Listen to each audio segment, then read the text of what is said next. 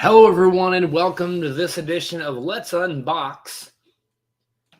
And I want to say thank you all for tuning in. These are kind of random. They're not scheduled. They just kind of happen when the moment strikes. I need to start getting on a more kind of, regular routine with this. I've bought not a lot. Well, some would say it a lot. Some would say it's a lot, rather. And some would say, okay, that's not that bad. But I bought quite a bit of action figures over the past recent weeks and months, really. It seems like a lot, but it adds up over time. Short term, it's one here, one there. But I really do, and I say this every video, but I really do want to do more unboxings because I know some people enjoy these. It's really more fun for me to just look, this is cool, and kind of share, because that's what got me into collecting. I would go on YouTube and watch people figure hunting, just watching people go to stores and get the figure. I'm like, oh, and it's one of those things, But before we open up our features today, which if you see the description of the video and everything, we have the WWE Elite Collection, Rob Van Dam and Hulk Hogan. And this is, I believe, Series 91. So we're going to unbox those in a minute. I've got a trusty tool. It's also called a knife. Safety first. Don't play with knives, kids. But first, before I go there, I want to kind of show off. And if you guys watch the podcast, the Between a Pod and a Hard Place show, which is our parent show for this channel and everything, I've shown a little bit of these. I finally found the NECA Teenage Mutant Ninja Turtles 1990 movie Turtles figures. I had never seen these in store anywhere. And the artwork on the box is really awesome. You got screenshots from, well, not screenshots, but poses from the movie figures, a description, the picture, iconic picture of the turtles.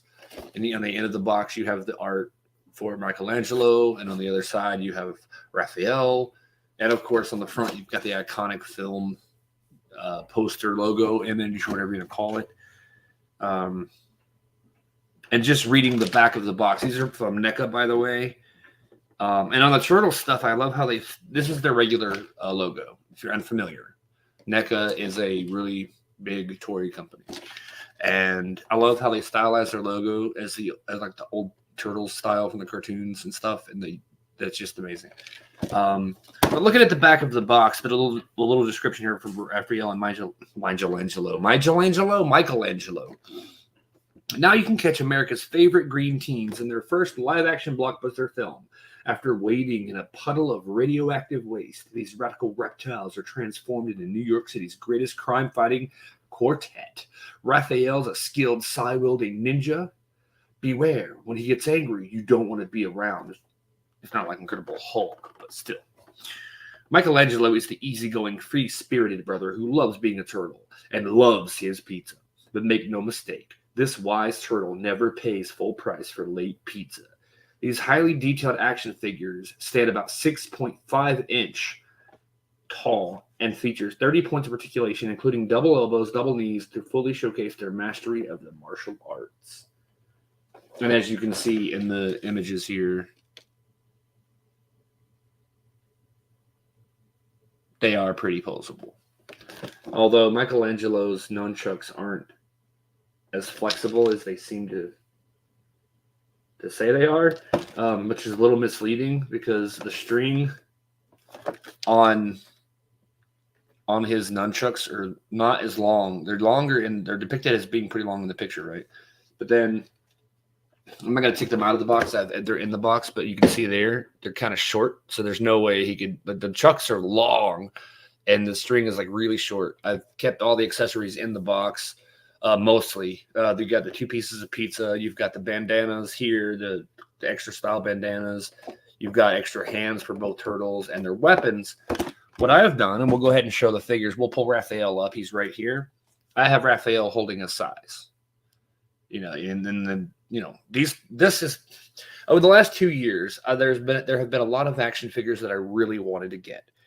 These NECA turtles are probably the main ones I've wanted. And I finally found a 2-pack with Raphael and Michelangelo. Some of them are a little stiff. and they need to be heated up sometimes to loosen up. And I mentioned it on the podcast before, but there's a wrestler called Danhausen, and he calls it boiling them. But yeah, sometimes the joints are stiffer in figures. A lot of the times, like his feet don't really want to move too freely. And sometimes the knees are a little too loose. The knee pads, I kind of like how they're mounted and glued, attached to the figure in a sense. I think they're glued. I don't know. They might just have a peg that sticks in the front of the leg that keeps them attached. But they do have the double knee joints, the double elbow joints, and all of that. Their articulation is really awesome. Their arms kind of come out. You have to boil it, as Danhausen would say. The head sculpts are really neat. These did not come with extra heads, which is unfortunate. I'm just looking at all the little details. You'll see, like, some versions, you'll get one or two, and they'll have little inconsistencies or little defects. But, overall, it's pretty great. Like, the top of his chest, I guess, it's a little curled up like a Dorito or something. But I guess that's just a trait that they mostly have. But I love this Raphael. It's got the expressions so nice. It's got, the detail and everything. The shell detail. It's got the little scar lines and the scratch battle lines. I love the articulation. The legs and stuff are pretty, like I said, pretty basic. They move around in all the ways you would think. The shoulders and the arms, same way. You have to boil them a little bit because they're stiff. But I love the articulated point right here under the shell. So it's not like one solid mold with the head and arms moving. This upper body and head and arms, like the whole upper half of the body, essentially, is a separate piece from the shell so that it moves. And they've got like this stuff on the inside, the molding to make it look fluid, like skin. So I love that. Of course, their heads can't pop down in, but what are you going to do? And then we have my favorite turtle, Michelangelo. I would have been happy to find a one-pack, single Michelangelo, and never find another turtle. I want them all, but if I only found Michelangelo, I would have been happy because growing up, he was my favorite turtle. And I love the paint detail, again, because it's got this almost weathered look to the bandana straps, and they each have their own different belt line, I guess you could say, where Donatello's, Raphael's have the holes in the front to put his size down in. And Michelangelo's don't have little slots, but there are little spaces. There's space in between that you can hang the nunchucks on. Again, love that mold. It kind of tilts. It doesn't really bend because his chest plate or whatever is there in his shell, so you can't really have much bend. But it shifts side to side, so you can do awesome little poses. He's like, "Oh, I need deodorant, dude." I don't know. It's the cool detail, and the sides of the shell, little skin patches, whatever you want to call them, are really cool. I just love the look of the shell too, man. It's pretty awesome. So there's the turtles. I wanted to show those off a little bit since I didn't do an unboxing, and I normally would. But for some reason, I just didn't. And I've really wondered why I haven't lately.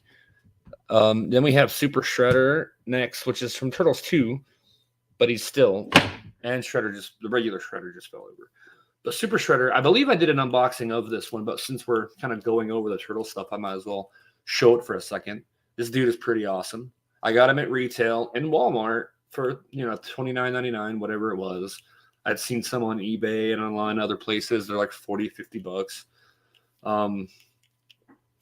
You got to be careful. Some of the strings sometimes get caught on his cape. Like the cape strings get caught on his little spikes on his shoes, his boots. Looking around the different detail, the muscle detail, the spike belt. Decent articulation. I love the way his chest is made. It doesn't have an obvious bend in the middle like a lot of figures do. Like looking at a wrestling figure, for instance, let's take this Chris Jericho figure here from All Elite Wrestling. Yeah, his head is a little loose, but it is what it is. You can see, like, I don't mind this. I'm not picky because it's posable. But you can see the obvious action figure line right here.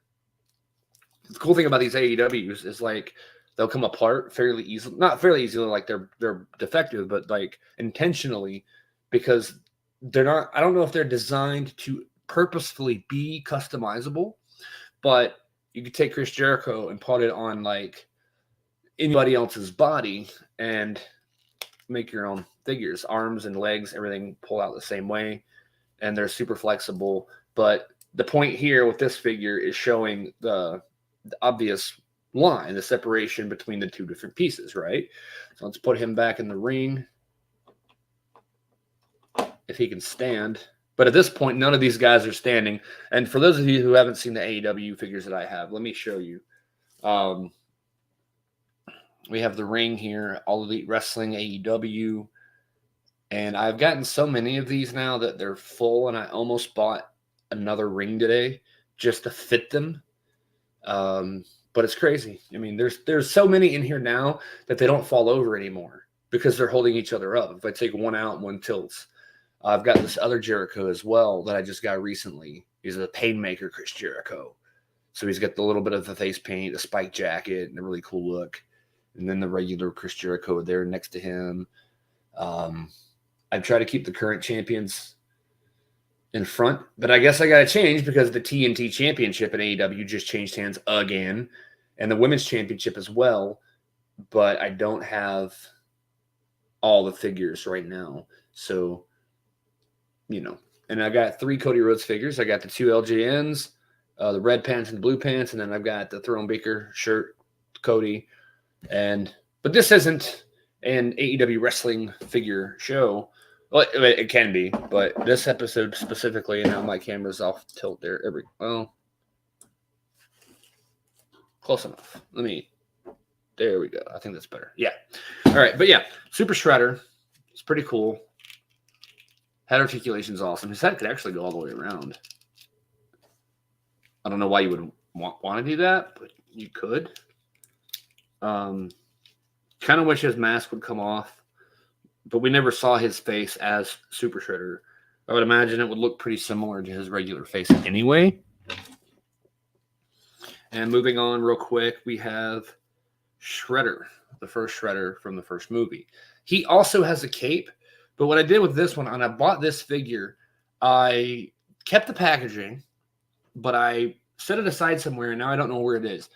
But it does, I left the cape and his other accessories in it. The really cool thing I love about this figure, and I did not know if it did this, because when I saw pictures of it when it first came out, or before it was released, it showed the head, and then it showed a head without the face mask. Now, he had a helmet still, but no mask. Now, I thought it'd be a separate head. But the great thing about that is you can take off his face mask and have that iconic scene on the top of the building right before he falls into the garbage can, which is really, really cool. And it just pops back in.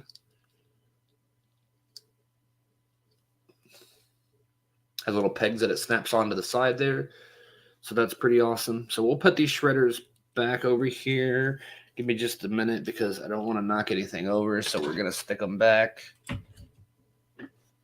Now, the last NECA Turtles figure that I have currently, and I just got back from looking for more, and which sometimes if you've ever figure hunted, you know that sometimes you set out for one thing, and it really doesn't apply just to figures. It applies to anything. You set out to do one thing, and you end up doing other things. Splinter. Now, I have him on a DC figure stand. I think this came with Supergirl. But he can stand up. But I have so much movement over here that the little table thing he's standing on where my computer is moves a little bit. It's got wheels. So it'll shift every now and then, and he falls over because his legs are really thin. And I wouldn't say that it's a downside because it's accurate. But he has trouble standing sometimes when I move around too much. So I kind of rigged him up on this figure stand. It looks like he's being tortured. I showed this, I believe, I want to say this past Sunday night on the show, Between a Pot and a Hard Place, which airs typically every now and then. We have a skip. We skip a week or whatever, but usually airs Sundays at 8:30 p.m. Eastern, 5:30 Pacific, here on YouTube. Between a Pot and a Hard Place, obviously. Then Facebook.com/Between a Pot and a Hard Place, and Facebook.com/group/Between a Pot and a Hard Place. And we'll go ahead and throw the sticker down there. This is normally something we do on the podcast and not so much on the Let's Unbox videos, but we're going to go ahead and throw that out there. All of our social media handles, not all of them. I believe we have an Instagram now. We're going to start trying to promote that and get that going. As you see there at the tail end of the ticker, it's YouTube Between a Pot and a Hard Place, which you're watching right now. And then you can follow our podcast page on Twitter at Pod and Hard Place. I follow myself at Steven_Colton. Follow Chris Kirkpatrick, my co-host for Between a Pot and a Hard Place, at CJ_Kirk1979, and the wonderful and great, amazing Mark Guggenheim at M Guggenheim. He's such a wonderful dude. And then, of course, Facebook.com/Between a Pot and a Hard Place, Facebook.com/groups/Between a Pot and a Hard Place. Thanks for supporting our show and just watching and being fans of what we do and discussing it with us in our Facebook group.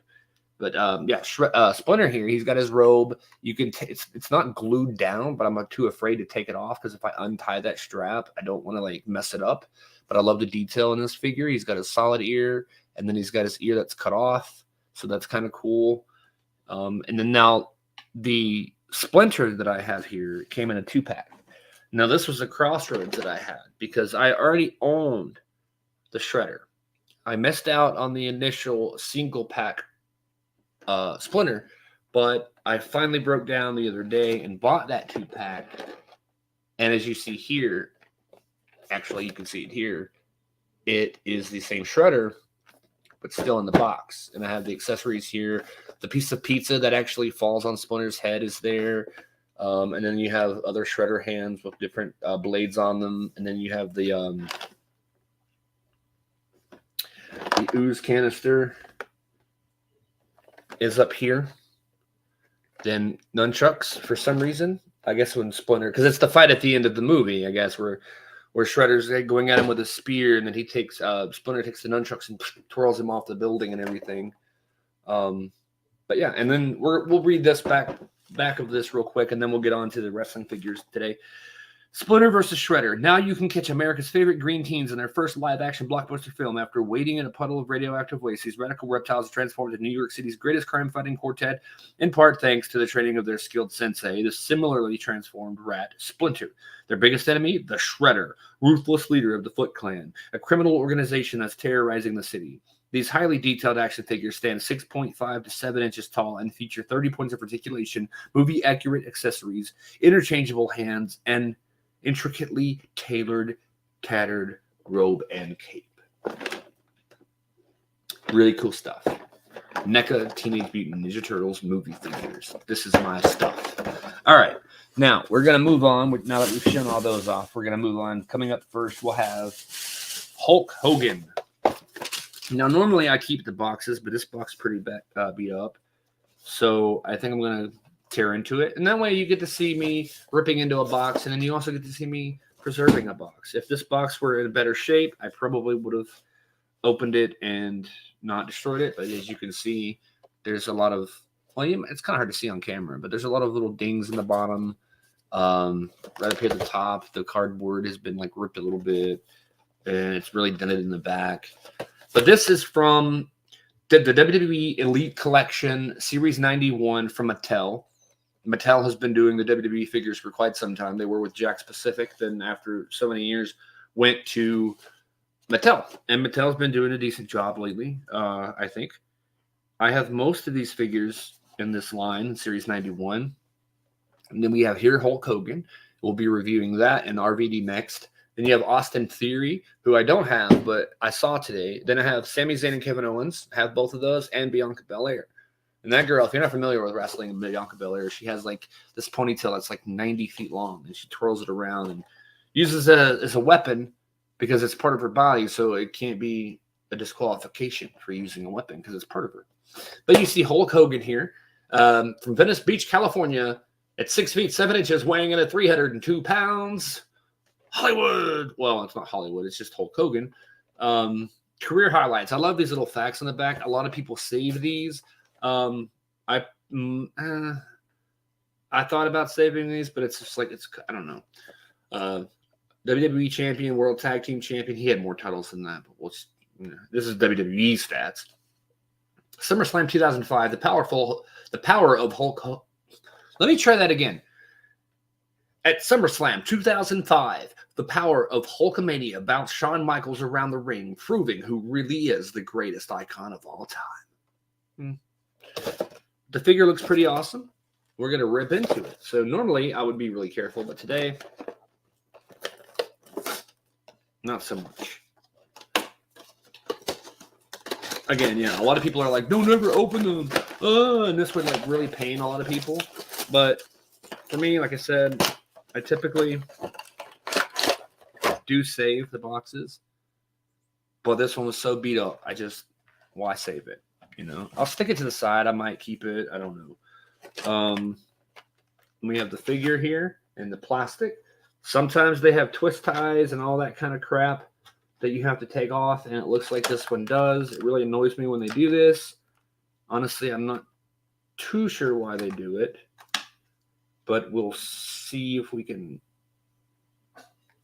Wait a minute. I noticed that accessory that was missing, and I found it in the box. It had fallen out. Then I guess this is why they do this. The twist tie thing. Right above, there's a little slot for his sunglasses, but they were not there. Looked in the box again. Lo and behold, his sunglasses. Not gonna fit. Oh well. So yeah, the trouble with these kinds of things is we can take his belt out, his weight belt. Take a look at that. Hollywood written on it, red and yellow. Copyright 2014 Mattel. So this must be like a mold of another belt that they used. These Mattel belt things are like harder to. They're the pegs, which sometimes they're harder to put on. It's really the typical style of most wrestling toy belts. Like, we'll take a look at, here's the AEW. Here's the AEW World Championship. And these are from this AEW stuff is from Jazzwares. And you kind of see how it's made. The plates go on. You can pop the plates out if you want, I guess. It's got the same peg system. They're a little bit different. This strap is a little bit warped because I guess it was in the box in a weird way, but it's a double. I have another title. Some of these are a little bit easier, some of the AEW ones, where the pegs pop in fairly easily, and then sometimes they're not. So we're just going to place that in the ring here and put that back with those guys. All right, so I'm going to carefully flip it over and look. For some reason, there's one tie on his knee, and it's underneath, like it's so close to the leg that like it's hard to get a knife or scissors and cut it because you're gonna end up cutting this figure. So what I try to do is if I have scissors handy, I'll like snip the edge off. But a lot of this stuff is like,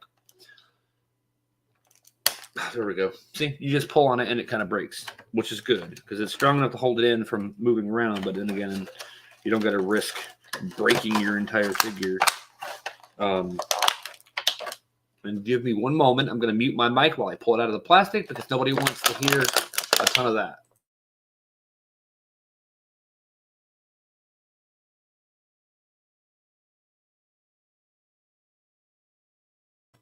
Okay, that wasn't as bad as I thought. His legs are a little loose for my liking. They're a little sensitive, so he might have trouble standing on his own. He might not, but he's got his little feather boas here. You can take those off. They're not like attached to him or anything. But I don't like how they're molded. Oh, it's one piece. Yeah, I definitely don't.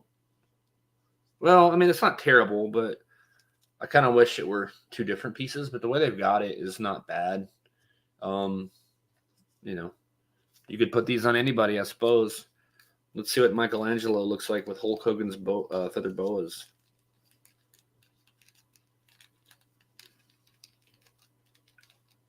Well, I mean, it works, I guess.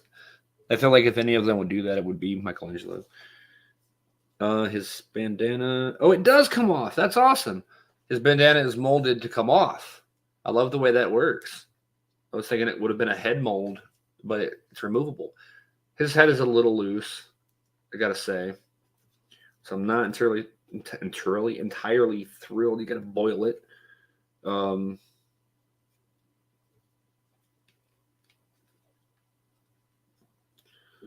He's got his knee brace, which is kind of flimsy, to be quite honest.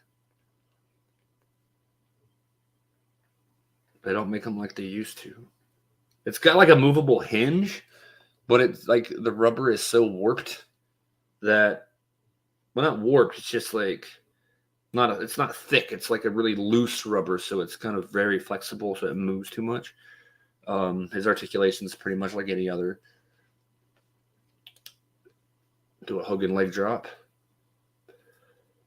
That's a cool figure. I wasn't setting out to get a Hogan figure, but I saw it and I thought, let me grab. Yeah, his leg is a little loose. You can see how it falls and doesn't. Well, see, sometimes there it goes. But it is what it is, I guess. I mean, it's not a deal breaker necessarily. I don't know how well his sunglasses will stay on, but there they are. If you notice, I'm looking like him now. Brother. Let's put his bandana back on. There we go. Set him aside for a moment. Now we have to look at the accessories here.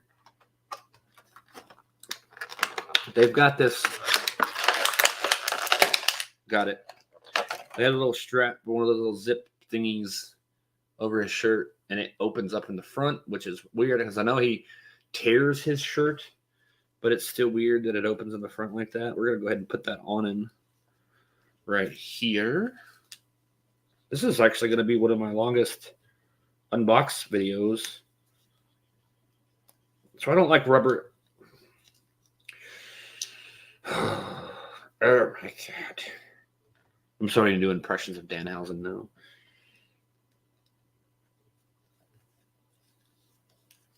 I'm trying to get it on. Well, I'm trying to get the shirt on him.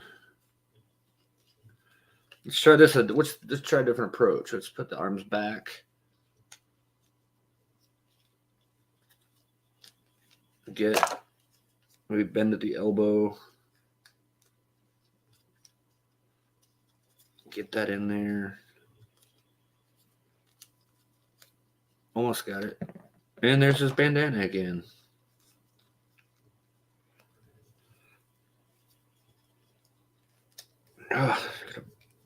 Must boil it.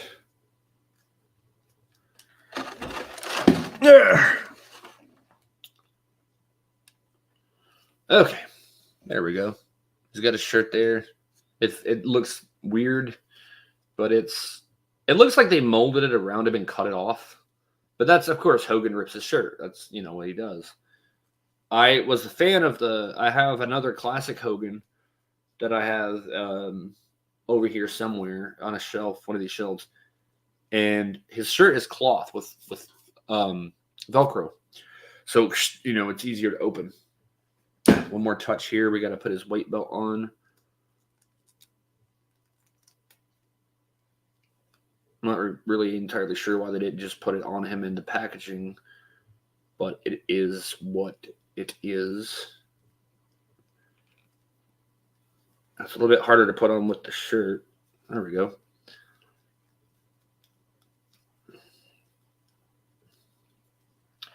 Hollywood. It's pretty neat Hogan. The leg, like I said, is a little loose, but I've had worse figures. It's just weird how sometimes your joints on these figures will be very, very loose, and sometimes they'll be really tight.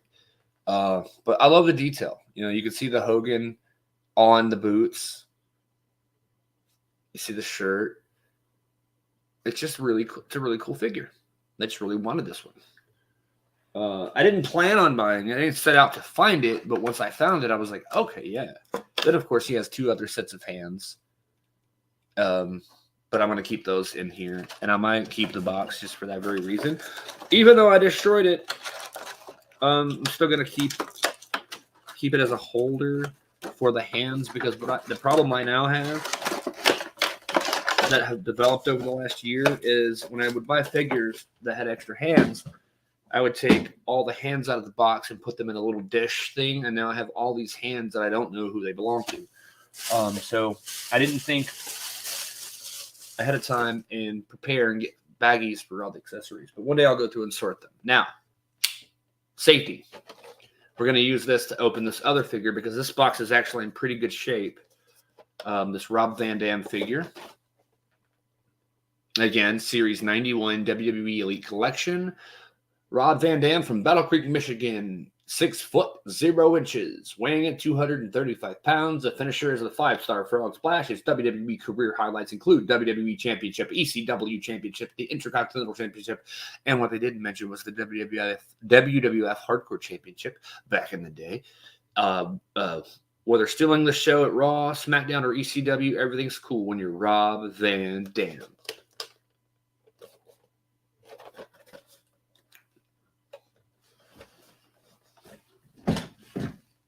Sorry, got a little distracted. Thought I heard somebody outside. It seems like this 91 series seems like the packaging wasn't cut right because it's in good shape, but like the edge of the box comes up a little high. But we're still going to preserve this box. I've gotten to the point where I realized they have a couple of pieces of tape in specific places, so I can find it fairly easily. There's one in the middle. There's usually one near the top right here that you have to cut in 2 spots.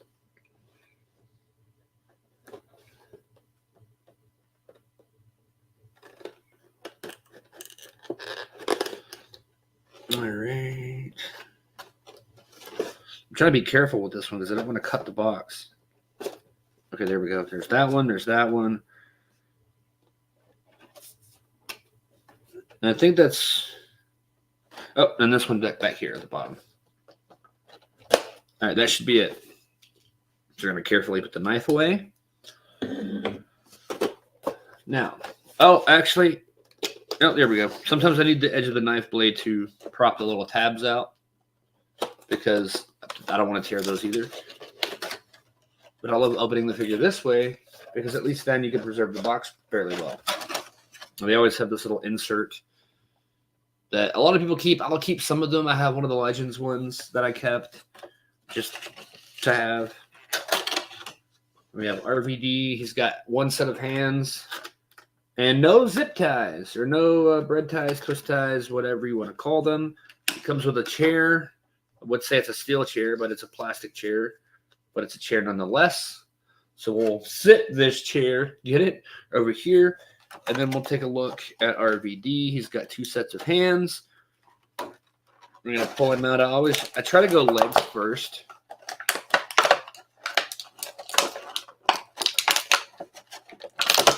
Because it usually pulls straight out.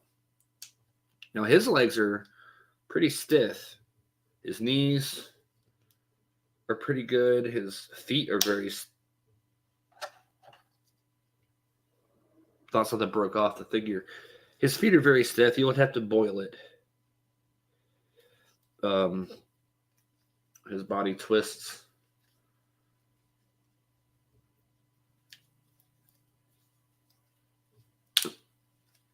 There we go. Sometimes the middle joint is stiff but yeah, RVD. And he does his little hand gesture. He points to himself and says his initial RVD. Mr. Pay-Per-View on the side. He's got the cool like tiger paint job. I've always liked RVD. He's really cool. He's got his little ponytail. They did leave a little bit of plastic. I could probably cut that off on his head mold there where it, I guess, broke off the mold. It looks like he has some kind of wart or like growth on his neck. I should see a doctor for that. I have a Doctor Strange figure. And there's also a little bit of paint on, I don't know if you can see it on camera, but there's a little bit of paint, a little black speck from the paint sometimes where they mass produce. We did a decent job on the details, but when you bend them, sometimes the little details get cut off underneath. They make an effort to do it, but then when you put them in the standard pose, it's there. just like the little skull on his front. But when you bend him back on the front, the skull extends, so it almost looks like he's opening his mouth. Like, hello, everybody. Subscribe to this show's channel. Between a pot. Yeah. It's cool. It's cool. Pretty basic. I mean, there's not much to that one. He's got his other fists, like little fist hands, you know. But I'm going to keep the thumb hands on him. And we're going to put the little window piece back inside. We're going to close that off.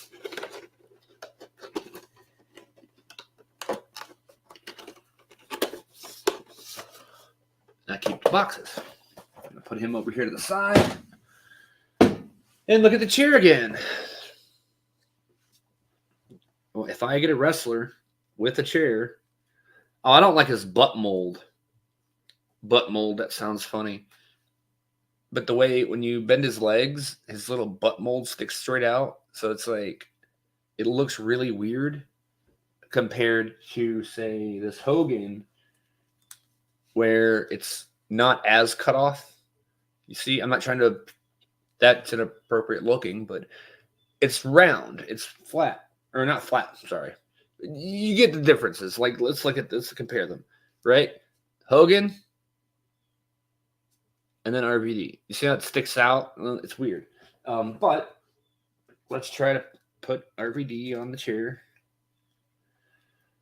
I wish their knee pads would be a little bit more flexible. Sometimes I take knee pads off of the wrestlers because they have double jointed knees, but they can't always bend because the knee pads are so stiff. Some would tell if you're watching, and I know you are not, but if you're watching, fix that. There we go. RVD in a chair. Pretty cool. Pretty cool. Yeah, there's not much left to say about RVD, except he's the whole effing show, as he would say. Michelangelo will go ahead and take Hogan's boas. Oh, come on, bummer, dude. I take his boas back off and put them back on Hogan himself. His glasses are popping off again. Hogan's arms are pretty stiff. And his head bandana always comes off. Like, it was on there really snug the first time, and then when I think it's because it's pushing on the back end of it, so it pops it off. I think that's the thing. But yeah. To boil it. That's what Danhausen says. I've said that like 3 times now.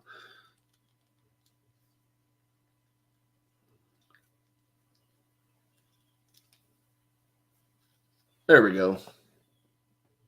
Brother, let me tell you something, Rob Van Dam. Dude. Oh. Like, oh, it's so serious. Let me tell you something, Rob Van Dam. What's that, Hulk Hogan? What are you going to do? What Hulk Hogan? Gosh, that really hurts the throat doing that voice. But yeah, that's the 2 ones today. I got Rob Van Dam, WWE Elite Series 91, and Hulk Hogan, Elite Series 91 as well. And the folding chair. Which, what Rob Van Dam used to do, the reason he has a folding chair, he would do with Van Daminator and a Van Terminator, where he would take the chair and he would throw it at the opponent, and the opponent would catch it. I'm not going to bend his arms back because they're kind of stiff. He would catch it. And then what RVD would do is he would stand and do like a spinning kick into the chair and then knock the guy down. Another move he would do, he would prop them in the corner, again, holding the chair. And then he would run and do the kick. And then a couple of times he'd wedge the thing into the corner and then jump from one ring post to the other and do the same thing. So that's pretty cool. So we have that Hogan, and his bandana fell off again.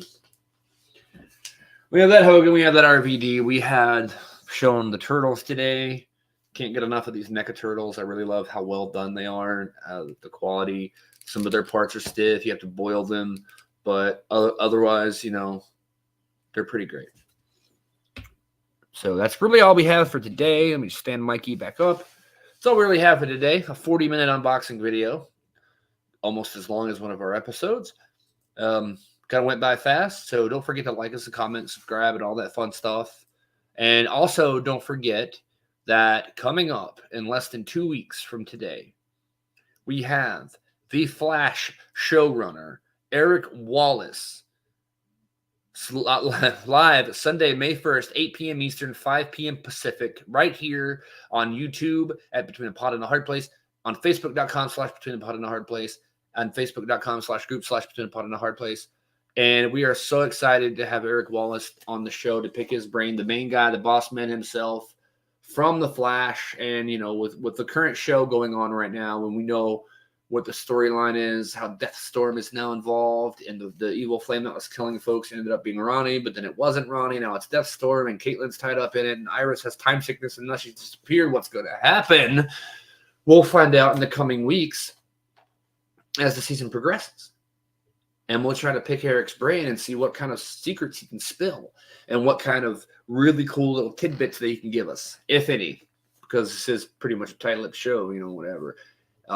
Any kind of elements, we'll find out what we can get out of him in less than 2 weeks, live at 8:30 p.m. Eastern, 5:30 Pacific, Between a Pod and a Hard Place on Facebook and YouTube.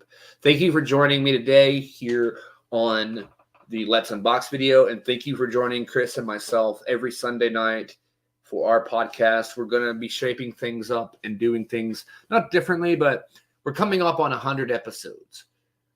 Eric Wallace will be episode 96, and then after that, we're going to try to get to 100. Well, we're not going to try. We're going to get to 100, and after 100, we're gonna kind of change things up a little. We're going to officially end season 1 of Between a Pot and a Hard Place, which has been going on since about mid to late January of 2020. So it's a long season. And I think I initially may have did this unofficial season premiere at the 1 year mark, but we never really kind of made anything noticeable. And we kind of want to do seasons to kind of give it a better feel. Give one season. We're not going to have storylines or scripted anything, but we wanted to have a certain feel. The season 1 had this, season 2 had this, season 3. Season 1 was all about progressing to the point where we're at now. The podcast originally started as an audio thing that I did. The first episode is 18 minutes, and you can check it out if you go to anchor.fm/Between a Pot and a Hard Place. And you can check that out. And the first couple of episodes are me just kind of discussing the loss of my father, grieving a little bit, and kind of getting through it emotionally, and just talking about the process. And my intentions were that, if I don't actually help someone, at least someone can relate and know that somebody else out there knows what you're going through, and that you're not alone. And that morphed into what we do now, which is talk about, multiple outlets of entertainment, pop culture, superheroes, comics, video games, sometimes wrestling, starting to do a little bit, toys, all this kind of stuff, and it's fun. And I think coming up, I want to say May, sometime in middle to late May, we're gonna be I say we, but it's gonna be myself at excuse me, a little bit of allergies. That's kind of rude of me, just allergy noises. But no, coming up in mid to late May, there's going to be a local Comic-Con here. It's Asheville Comic-Con here in Asheville, North Carolina. And I'm going to be going to that. And I'm going to try to get some coverage. Last year, they had some really cool people from this group. I forget the name of the group, but a lot of Star Wars cosplay. There was a really cool Boba Fett last year. And they go every year. They're Stormtroopers, Princess Leia, all this stuff. They've got vintage toys. They've got newer toys. They've got comics. They have all sorts of collectibles. I saw some video games. I think I saw a Super Famicom Nintendo, which is a Japanese Super Nintendo. It's still sealed in the box, and I think I wanted $800 for it. It's insane, but I love looking at that stuff and seeing it in person. Oh my goodness, that's the thrill for me. If I buy this, it's yay! And then I kind of give it a little attention, and every now and then I'll pick it up and look and do videos like this. But then it's like overall, I'm like, okay, the urge and the rush of going out and getting this thing, or even not even getting it, just seeing it, being able to hold it in your hand, and even not even that, just being able to see it in person, like you know it exists, you're that close to it. That's amazing. And so we're gonna get some coverage of that coming up. Chris may or may not be part of this because I know he's in California, I'm in North Carolina, so we don't live close enough to be able to go do these things live together. But I may do a live broadcast from the Comic-Con on that day, so he may be able to join me that way. But I also might just record some footage to have a longer, maybe series of videos where I cover like, oh, let's look at the Marvel toys. Let's look at and it might be separate videos. So I don't know. I might do a quick video. We'll see what happens. I'm kind of figuring out the course of events for that show that day. How long I'm going to be there, and all that kind of stuff. So we'll see how it goes and it develops. But we're definitely going to have some coverage of Asheville Comic-Con coming up in May, as well as Eric Wallace coming on the show May 1st. And hopefully soon we're going to have Mark Guggenheim back on the show. I want to get him for maybe episode 101 if he's available. And, yeah, some good stuff coming. So we're going to go ahead and wrap things up. I hope you've enjoyed it. Again, thank you for liking, commenting, subscribing. Ring the notification bell. Don't miss a video. Watch us. Interact and engage in our group. We really appreciate it. We've got 1,100 strong in our Facebook group, and that means a lot. Now, if everybody would subscribe to our YouTube, we'll be on our way. Thank you so much. And if you missed this past Sunday's video, you can find it here on YouTube. Episode 94, Moon Knight, where Chris and I talk about the new hit series and talk about the first 3 episodes. So if you have not seen Moon Knight, do not watch that video until you have. Unless you love spoilers, then go ahead, by all means. Watch it. Spoil it for yourself. I don't know. But I'm getting a little hungry. I got to go get something to eat, drink, and have some fun. Play some Nintendo Switch, what have you. I got a random day. Not a random day off, but I got a surprise day. Woke up thinking I was going to work. Figured out tomorrow I'm working instead. So that's a nice feeling. I still have to work tomorrow. When I wake up, I'm going to be bummed out. Because I didn't have the excitement of waking up, not having to work. Like, oh, yeah. And today I'm like, oh. And then I'm like, oh, yay. And then, I don't know. But anyway, thank you for watching. Have a great day. And we'll catch you live Sunday, 8:30 p.m. Eastern, 5:30 Pacific. Live on Facebook.com/Between a Pot and a Hard Place. And right here on YouTube, Between a Pot and a Hard Place. Thank you. And good evening, night, morning, day. Insert what time of day here. Thank you.